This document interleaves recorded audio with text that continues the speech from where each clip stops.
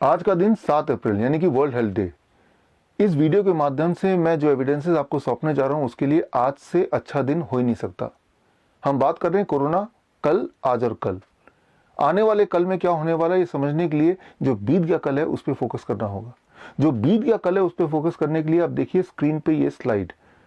इस एक ही स्लाइड में मैंने वो सारे वायरस डाल दिए हैं जिसने इंसान को कभी ना कभी तंग किया हो।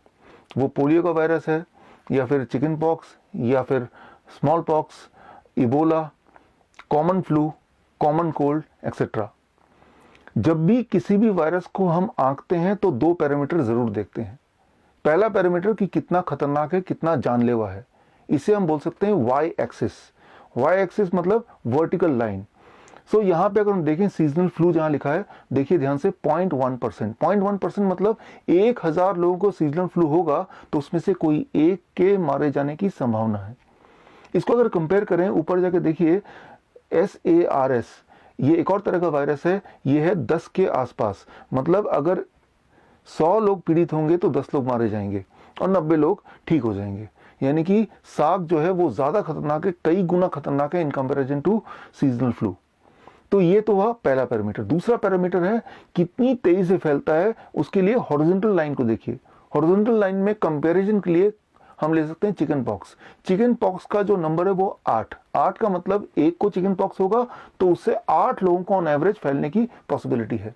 इसको हम कंपेयर करें कॉमन कोल्ड। कॉमन कोल्ड का जो है नंबर 2, मतलब एक को जुकाम होगा तो उससे 2 लोगों को एट द मोस्ट जुकाम हो सकता है। That's why it is 2। अब हम बात करते हैं कोरोना वायरस की। आज से 3 महीने पहले जनवरी महीने में पहली बार कोरोना वायरस सुनने में आया जिसका नाम दिया गया नोबल कोरोना वायरस। और ऐसा कुछ बताया गया कि ये वुहान से, चाइना से निकल के आ रहा है। उस वक्त पूरे दुनिया के लोग, यूएस के लोग, यूके के लोग दूर से देख के एस्टिमेट करने की कोशिश कर रहे थे कि ये कितना खतरनाक हो सकता है। यूएस का जो CDC है, सेंटर ऑफ डिजीज कंट्रोल, उसने आंका कि ये इतना डेडली हो सकता है कि आने वाले कुछ महीने में यूएस में करीब 2 लाख से लेके 17 लाख लोग तक मर चुके होंगे। वहीं यूके की एक बॉडी है जिसका नाम है new and emerging respiratory virus threat advisory group, जिसमें 16 साइंटिस्ट हैं। उन्होंने आंका इस वायरस को दूर से देख के कि ऐसा लगता है कि आने वाले कुछ महीनों में यूके में 5 लाख लोग मर चुके होंगे और यूएस में लगभग 22 लाख लोग मर चुके होंगे। सो एक तरफ तो ये खतरनाक figure estimates bye US and UK, और दूसरी तरफ चाइना से निकले हुए कुछ वीडियोस। चाइना एक ऐसा देश है, आपको पता ही है, जो अपने आप को बंद करके रखता है, सीक्रेटिव रखता है। गूगल को अंदर आना अलाउड नहीं किया, ना ही फेसबुक को झांकने दिया। यहां तक कि चाइनीज जितने भी रिसर्च पेपर हैं वो चाइनीज भाषा में ही होते हैं ताकि दुनिया को ये ना पता चल जाए कि चाइना के अंदर चल क्या रहा है। एक ऐसा देश जो पूरी तरह से सीक्रेटिव रहता है हमेशा, ना जाने क्यों वुहान शहर से बहुत सारे वीडियोस रियल टाइम में रिलीज करने लगे। शायद दुनिया को कोई एक पिक्चर दिखाना चाह रहा था अपने हिसाब से, अपने किसी फायदे के लिए। तो एक तरफ खतरनाक भयानक पिक्चर जो वुहान से लगातार आ रही थी हमारे पास, और दूसरी तरफ वो dangerous estimate by UK and US government. मतलब ये कि एक ऐसा पिक्चर बनाया जा रहा था कि एक बहुत बड़ा दानव, खतरनाक कोई जानवर आने वाला है या आ चुका है जो पूरी धरती में कहर मचा देगा और इंसानियत को खा जाएगा।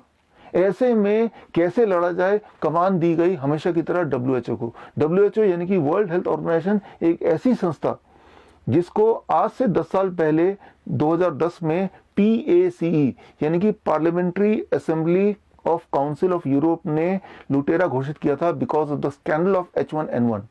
सो वही WHO को कमान दिया गया कि भाई इस दानव से कैसे लड़ा जाए, आप ही बताइए। WHO के लिए बिल्कुल आसान था। आज से 10 साल पहले H1N1 के लिए जो कहानी गढ़ी थी, जो स्क्रिप्ट लिखा गया था, वही स्क्रिप्ट दोबारा यूज कर लिया। जहां जहां H1N1 लिखा था बस उसको मिटा दिया, वहां वहां लगभग कोरोना डाल दिया। WHO ने दुनिया को समझाया, देखो भाई एक बहुत खतरनाक जानवर आने वाला है और आप सब लोग मरने वाले हो। अगर बचना चाहते हो तो अपने अपने खिड़की दरवाजे बंद कर दो, सारे एयरपोर्ट लॉक कर दो और सब के सब घर में दुबक के बैठ जाओ। और साथ में एक ट्रीटमेंट प्रोटोकॉल भी दिया, और ट्रीटमेंट प्रोटोकॉल के नाम पे कुछ ऐसी दवाइयां जारी कर दी जिन्हें एक्सपेरिमेंटल ड्रग के कैटेगरी में रखा गया है। एक्सपेरिमेंटल ड्रग मतलब ऐसी दवाइयां जो कभी भी किसी भी बीमारी के लिए आज तक ना तो अप्रूव हुई है, ना ही इस बीमारी के लिए कभी एनिमल मॉडल पे भी ट्राई किया गया है, जस्ट यूं ही डाल दिया। मतलब ये दवाइयाँ इतनी खतरनाक कि बीमारी से आप मरे ना मरे, दवाई से ज़रूर आप मर सकते हैं। और उसके बाद जो हुआ पिछले 3 महीने, वो सब आपकी आंखों के सामने है। लेकिन आज 7 अप्रैल, आज हमें दूर से एस्टिमेट करने की ज़रूरत नहीं है। आज कोरोना वायरस पास आ चुका है, हमारे घर के पास आ चुका है। दूर से जब एस्टिमेट किया था तो आप ग्राफ को देखिए, तब हमें लगा था कोरोना वायरस आप जहां लाल रंग देख रहे हैं कहीं यहां है, यानी कि बाकी सारे वायरस जो दुनिया में पहले आ चुके हैं उन सबसे ज्यादा डेडली, उन सबसे ज्यादा कंटेजियस। इसीलिए शायद हमने वो सारी चीजें की जो आज तक कभी हम सोच भी नहीं सकते थे, जिसमें क्वारंटाइन हो गया, लॉकडाउन हो गया। ये सारे शब्द तो हमने अपने पूरे जीवन में कभी ना तो सुना ना कहीं पढ़ा। तो वो सब इसलिए था क्योंकि तब ऐसा लग रहा था कि सृष्टि में अब तक ऐसा जो नहीं हुआ वो अनर्थ होने वाला है। लेकिन अब इस चीज को 3 महीने हो गए हैं, अब हमने वायरस को बहुत ध्यान से देखा, करीब से देख लिया है। 26 March New England Journal of Medicine, उसमें रिपोर्ट आई कि कोरोना वायरस क्या है। फटा पोस्टर निकला चूहा, मतलब इसकी जो मोर्टेलिटी रेट है दैट इज 0.1%, सीजनल फ्लू यानी कि इन्फ्लुएंजा के बराबर। और इसका जो कंटेजियस स्टेटस है दैट इज 2.2, 2.2 मतलब लगभग कॉमन कोल्ड के बराबर। कॉमन कोल्ड का 2 है, इसका 2.2 है। यहां मैं एक बात बताना चाहूंगा, किसी भी वायरस की जो फैलने की शक्ति है वो सिर्फ वायरस पे ही निर्भर नहीं करती है, वो कई सारे और फैक्टर पे निर्भर करती है। उनमें से एक इंपॉर्टेंट फैक्टर है जिसे बोलते हैं हर्ड इम्यूनिटी, HERD इम्यूनिटी। अब हर्ड इम्यूनिटी क्या होती है ये आपको समझाना जरूरी है, यहीं से कुछ नई बातें आपको समझ आएंगी जो आपके काम की हो सकती हैं। अब मान लीजिए ये है एक कोरोना वायरस का पेशेंट और ये है आप। अब जब ये पेशेंट आपसे मिलेगा तो देयर इज अ चांसेस कि ये आप तक कोरोना वायरस पहुंचा दे और आप भी पेशेंट बन जाए।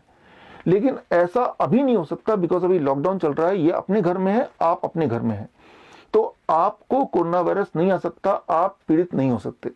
लेकिन आज से कुछ दिन बाद 14 अप्रैल को, 15 अप्रैल को या 16 अप्रैल को जब ये सब कुछ खुल जाएगा तब ये भी बाहर निकलेंगे और आप भी बाहर निकलेंगे। क्या आपको लग रहा है कि 15 अप्रैल तक या 14 अप्रैल तक जितने भी कोरोना वायरस के पेशेंट हैं या तो पेशेंट मर जाएंगे या कोरोना वायरस न जाने कहां गायब हो जाएगा या मर जाएगा? एक बात मैं बता दूं, ऐसा कोई साइंटिफिक एविडेंस नहीं है कि 21 दिन के अंदर अंदर कोरोना वायरस मर जाता है या मर सकता है। There is a great amount of chances कि कोरोना वायरस से ये इंसान मुक्त हो भी जाए, उसके बाद भी he can be a carrier of corona virus for long long period. मतलब ये उससे पीड़ित तो नहीं है लेकिन वो कैरियर है, सिंपली कैरियर। और ऐसे में there is a great amount of possibility कि इससे कोरोना वायरस आप तक भी पहुंच जाएगा। बोलने का मतलब है कि लॉकडाउन से सिर्फ आप चीजों को पोस्टपोन कर रहे हैं। अब जब लॉकडाउन खत्म होगा तो आप सब कभी ना कभी तो खत्म होगा, और जब भी खत्म होगा तब ये और ये बाहर आएंगे और तब ये ट्रांसफर होगा। लेकिन घबराने की बात नहीं है, अगर आप में कोरोना वायरस आ भी गया तो आप मरने नहीं वाले, क्योंकि मैंने आपको ऑलरेडी बताया था कि इसकी मोर्टेलिटी रेट अब साबित हो गई है, वो 0.1% है, near to a seasonal flu, इससे ज्यादा कुछ नहीं। यानी कि 1000 लोग पीड़ित होंगे तो कोई एक इंसान मरेगा, 999 लोग ठीक हो जाने वाले हैं। तो ठीक होने के बाद that is called self natural immunization, अपनी इम्यूनिटी आपकी और स्ट्रांग हो जाएगी। मतलब यहां पे 3 तरह के लोग आ गए, एक वो जो पीड़ित है, एक वो पीड़ित होकर ठीक हो गए हैं, और एक वो जो कभी भी इन्फेक्ट नहीं हुए।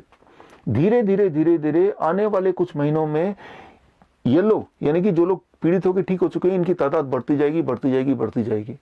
और एक टाइम आएगा कि इनकी तादाद, आप स्क्रीन पे देखिए, इतनी ज्यादा होगी कि कोई उस वक्त अगर इन्फेक्टेड है और एक इंसान जो कभी इन्फेक्ट नहीं हुआ, उसके बीच में येलो यानी कि जो लोग ठीक हो चुके हैं वो ज्यादा आ जाएंगे। इसे कहते हैं झुंड। आपने देखा होगा कि हाथी के झुंड के बीच में बच्चा, हाथी का बच्चा होता है तो वो झुंड से प्रोटेक्टेड होता है, कोई और जानवर उस बच्चे पे अटैक नहीं कर सकता। So that is what is called herd immunity. इसका एक क्लासिक एग्जांपल दे सकता हूं, जापान। जापान में चाइना के बाद सबसे पहले कोरोना वायरस आया था एंड दैट वाज 16 जनवरी। इसको अगर कंपेयर करें इटली में कोरोना वायरस आया था 31 जनवरी। जापान की जो पॉपुलेशन है वो इटली के लगभग डबल है, और जापान का जो पॉपुलेशन डेंसिटी है वो भी इटली से काफी ज्यादा है। Japan is densely populated, number 1। Japan में वायरस भी पहले आया था, काफी पहले, 15 दिन पहले आया था in comparison to Italy. Italy में दुनिया का सबसे स्ट्रांग लॉकडाउन लगा है और सबसे लंबा लॉकडाउन लगा है। जापान में लॉकडाउन लगा ही नहीं है। 3 दिन पहले न्यूयॉर्क टाइम्स के जो पिक्चर्स हैं जापान के, वो आपके स्क्रीन पे है, आप देखिए। जापान में सारा कुछ वैसे ही चल रहा है जैसे किसी भी नॉर्मल डे चलता है। यानी कि वहाँ पार्टी भी चल रही है, वहाँ पे डांस बार भी खुले हुए हैं, वहाँ पे शॉपिंग भी खुला हुआ है, सारा काम सामान्य है। अब जरा सोचिए, अगर हम एस्टिमेट लगाएं कि भाई कोई देश ऐसा जिसमें लॉकडाउन भी नहीं है और कोई एहतियात भी नहीं बरत रहे, तो मतलब ऐसा होना चाहिए कि वहां हाहाकार मच जाना चाहिए, वहां लोग सारे मर जाने चाहिए, सारे के सारे कोरोना वायरस से पीड़ित हो जाने चाहिए। लेकिन ऐसा कुछ भी नहीं हुआ। आपके सामने है जापान की स्टोरी। तो वहां क्या हो रहा है, वहां पे वही हो रहा है जो मैंने समझाया, दैट इज कॉल्ड, उन जापान की हर्ड इम्यूनिटी बिल्ड होती जा रही है। और अगले 2-3 महीने में आप देखेंगे कि वहां की जो मोर्टेलिटी है बिकॉज ऑफ कोरोना वायरस, वो नियर जीरो पे आ जाएगी। That is what is called herd immunity. और लेकिन ये हर्ड इम्यूनिटी तभी बन सकती है जब लॉकडाउन हटे, जब आप खुले मिले। तो बोलने का मतलब ये है कि अगर आपको साइकिल चलाना सीखना है तो गिरना तो पड़ेगा ही। अगर आप सोच रहे हैं कि मैं गिरूं भी ना और साइकिल चलाना सीख भी जाऊं, वो होने नहीं वाला। सो ऐसे में हमें क्या करना है, ये एक सवाल आता है। और उससे पहले कुछ इंपॉर्टेंट कंफ्यूजन्स हैं जो पिछले 10 दिनों से आप लोग यूट्यूब और फेसबुक के माध्यम से मुझ तक पहुंचा रहे हैं। उनमें से एक कि अगर ये उतना खतरनाक नहीं जितना हमने सोचा था, अगर ये सिर्फ एक इन्फ्लुएंजा वायरस ही है जिसकी मोर्टेलिटी रेट 0.1% है, अगर ये इतनी तेजी से नहीं फैल सकता, तो इतने सारे लोग मर क्यों रहे हैं, इतने सारे लोग पीड़ित क्यों हो रहे हैं? जब आप बोलते हैं इतने सारे लोग पीड़ित क्यों हो रहे हैं, तो मुझे लगता है आपका इशारा यूएस की तरफ है। पहले यूएस का एग्जांपल लेते हैं। यूएस के पिछले 5 साल के आंकड़े इस वक्त आपके स्क्रीन के सामने हैं। यूएस में हर साल hospitalization because of influenza like illness करीब 5 से 8 लाख लोगों की होती ही है। इस सीजन में हर साल 5 से कम 5 लाख, ज्यादा से ज्यादा 8 लाख लोग हॉस्पिटल में एडमिट होते हैं because of influenza like illness, यानी कि ILI। और ये जो कोरोना वायरस से जो बीमारी है कोविड, ये भी इन्फ्लुएंजा लाइक इलनेस के कैटेगरी में ही आता है।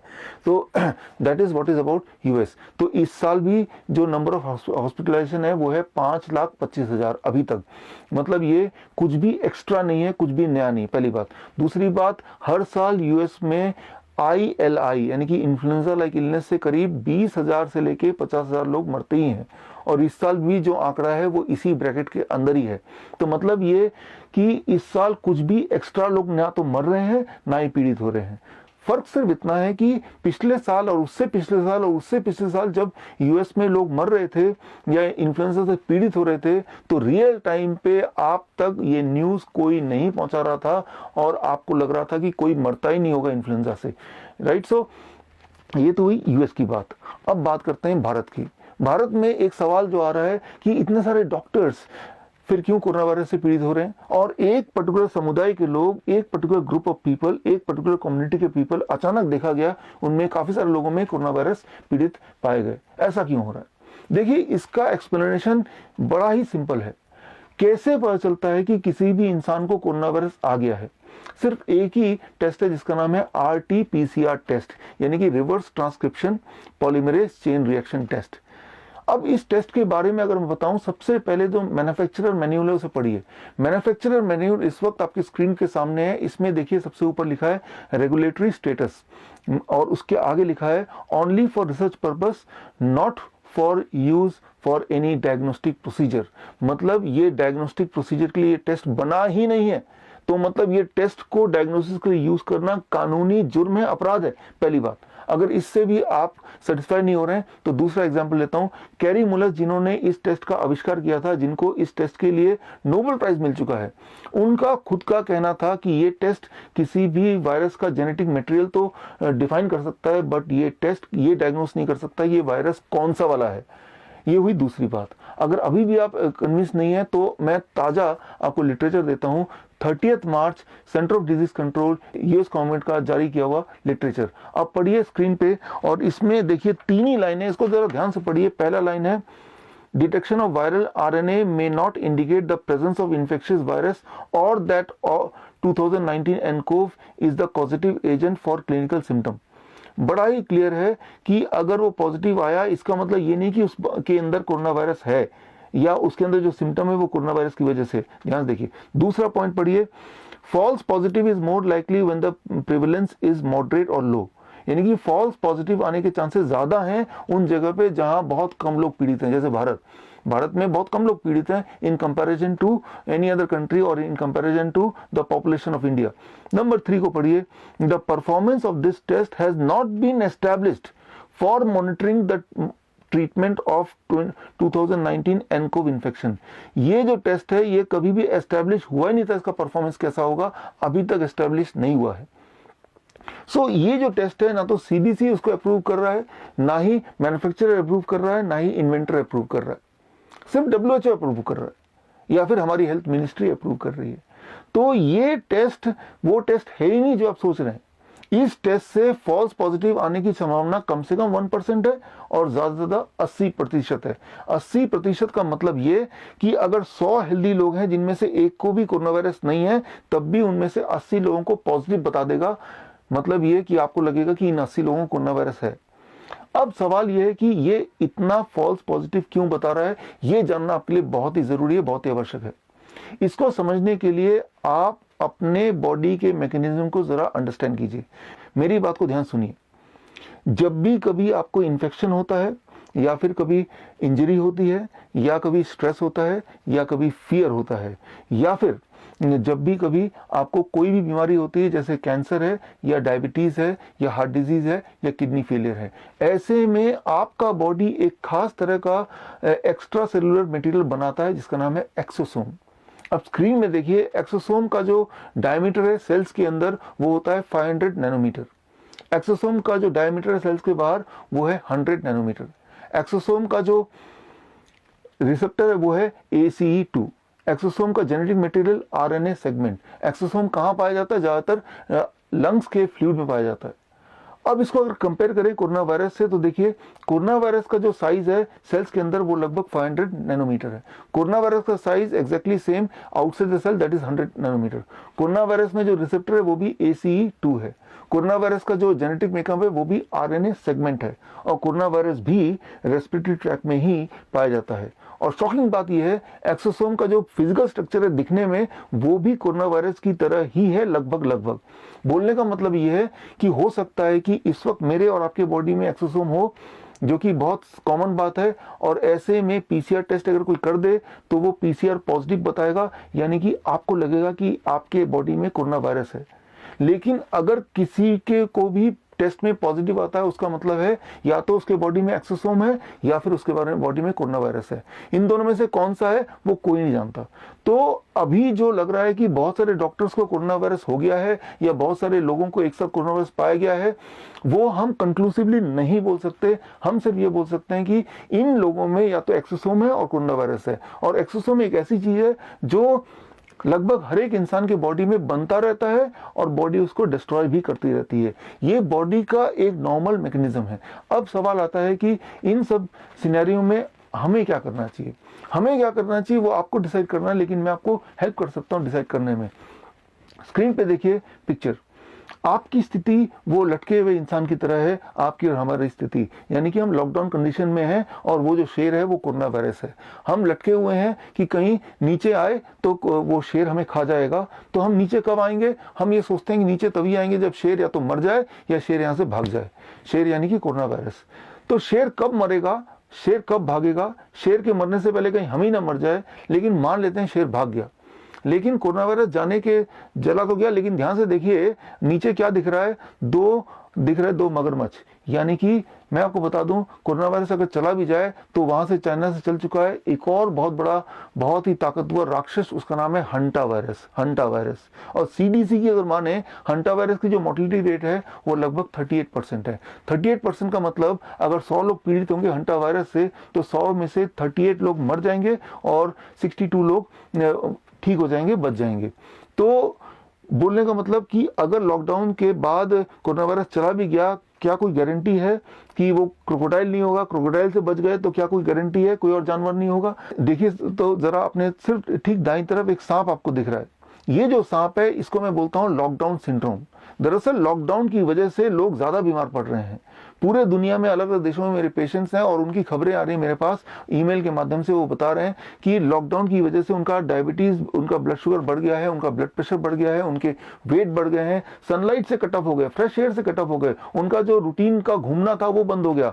So that itself is causing more sickness than anything else. तो बोलने का मतलब यह है कि lockdown can not be a solution, क्योंकि आप ये गारंटी कर ही नहीं सकते कि कोरोना वायरस जाएगा तो कोई और वायरस आएगा नहीं।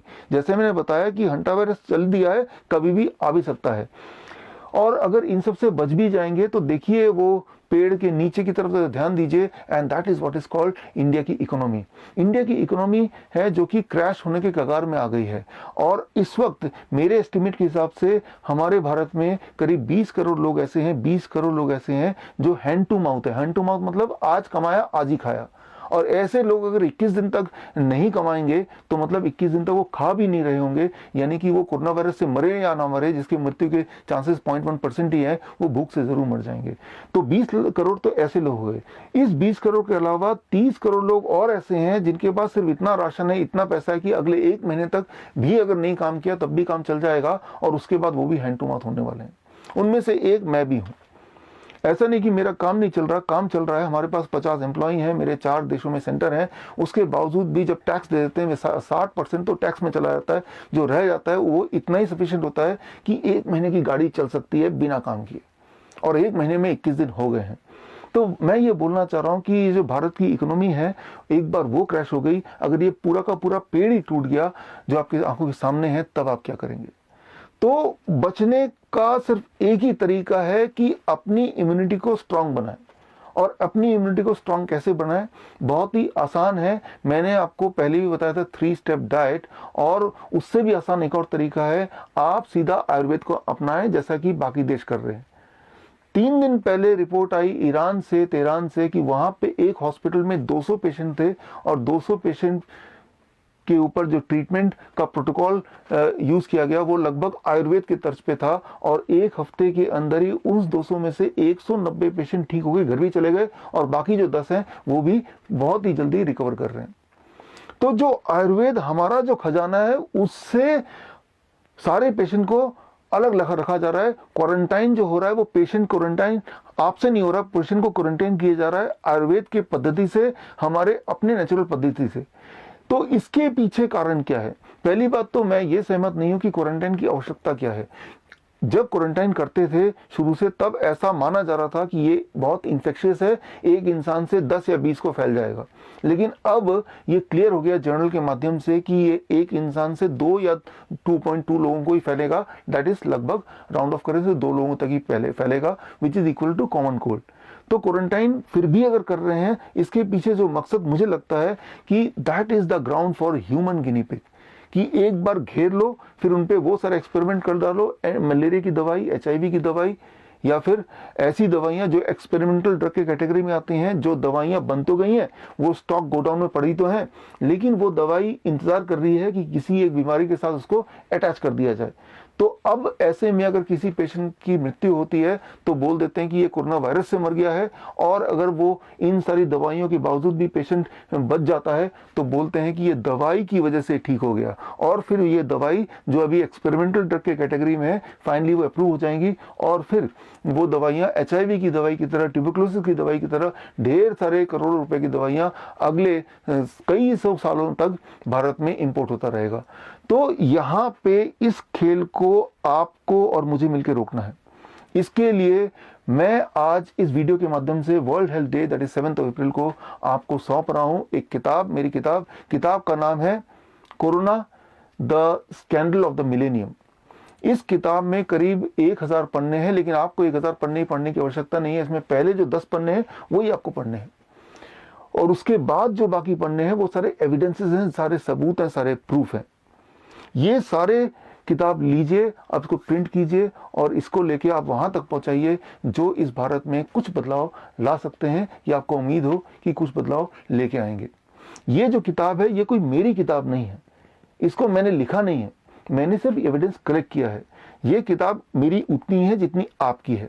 तो अगर आप चाहें तो इस किताब में मेरे नाम के साथ साथ अपना नाम भी डाल सकते हैं। आप बोल सकते हैं ये किताब के आप भी लेखक हैं। या फिर इस किताब से मेरा नाम भी हटा दीजिए, अपना नाम ही डालिए और इस किताब को वहां तक पहुंचाइए जिनको इस किताब की जरूरत हो। नाम हटाने वाली बात आज से पहले सिर्फ एक ही इंसान ने बोला था, और वो है भारत के बहुत ही बड़े वैज्ञानिक श्री राजीव दीक्षित जी। और उनके ही पद चिन्हों पे चल के हम यहाँ तक पहुंचे हैं। मैं उम्मीद करता हूं आप और हम मिलके एक अच्छा भविष्य बनाएंगे और एक बार फिर अच्छे दिन जरूर आएंगे। All the best, thank you, धन्यवाद, जय हिंद।